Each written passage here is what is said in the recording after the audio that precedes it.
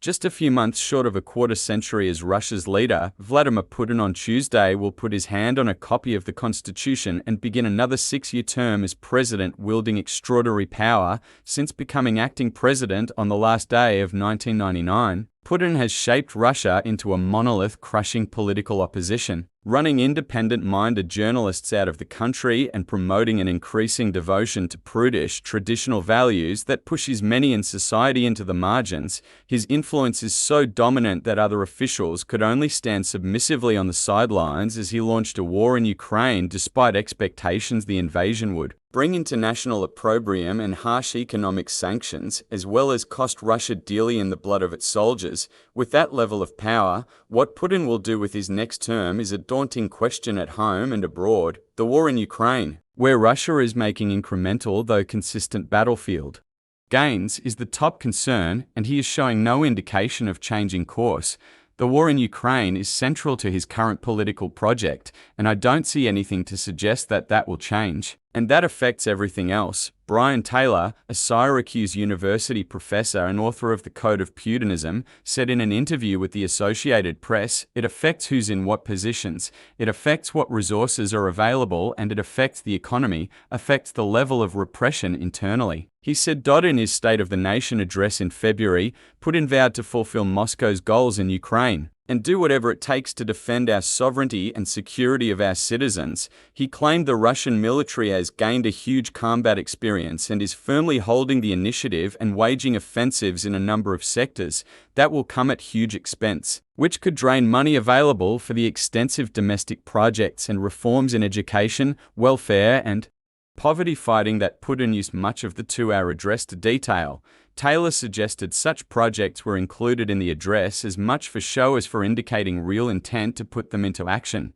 Putin thinks of himself in the grand historical terms of Russian lands, bringing Ukraine back to where it belongs, those sorts of ideas. And I think those trump any kind of more socio-economic type programs. Taylor said, if the war were to end in less than total defeat for either side, with Russia retaining some of the territory it has already captured, European countries fear that Putin could be encouraged toward further military adventurism in the Baltics or in Poland.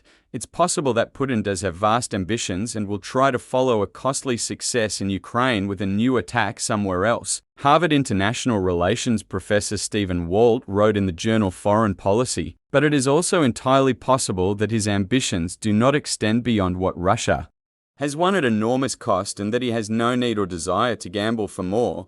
But Walt added, Russia will be in no shape to launch new wars of aggression when the war in Ukraine is finally over. Such a rational concern might not prevail, others say. Maxim Samarukov of the Carnegie Russia-Eurasia Center said that driven by Putin's whims and delusions, Moscow is likely to commit self-defeating blunders. In a commentary in Foreign Affairs, Samarukov suggested that Putin's age could affect his judgment. At 71, his awareness of his own mortality surely impinges on his decision-making. A growing sense of his limited time undoubtedly contributed to his fateful decision to invade Ukraine. Overall, Putin may be heading into his new term with a weaker grip on power than he appears to have. Russia's vulnerabilities are hidden in plain sight. Now more than ever, the Kremlin makes decisions in a personalized and arbitrary way that lacks even basic controls. Samarukov wrote, "The Russian political elite have grown more pliant in implementing Putin's orders and more obsequious to his paranoid worldview." He wrote, "The regime is at permanent risk of crumbling overnight, as its Soviet predecessor did 3 decades ago. Putin is sure to continue his continued animosity toward the West, which he said in his State of the Nation address would like to do to Russia the same thing they did in many other regions of the world, including Ukraine, to bring discord into our home, to weaken it from within." Putin's resistance to the West manifests not only anger at its support for Ukraine, but in what he sees as the undermining of Russia's moral fiber. Russia last year banned the notional LGBTQ+ movement by declaring it to be extremist in what officials said was a fight for traditional values like those espoused by the Russian Orthodox Church in the face of Western influence. Courts also banned gender transitioning.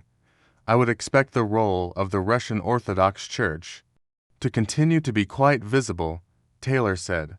He also noted the burst of social media outrage that followed a party hosted by TV presenter Anastasia Ivleva, where guests were invited to show up almost naked. Other actors in the system understand that stuff resonates with Putin. There were people interested in exploiting things like that, he said. Although the opposition and independent media have almost vanished under Putin's repressive measures, there's still potential for further moves to control Russia's information space, including moving forward with its efforts to establish a sovereign internet. The inauguration comes 2 days before Victory Day, Russia's most important secular holiday, commemorating the Soviet Red Army's capture of Berlin in World War II and the immense hardships of the war, in which the USSR lost some 20 million people. The defeat of Nazi Germany, integral to modern Russia's identity and to Putin's justification of the war in Ukraine. As a comparable struggle,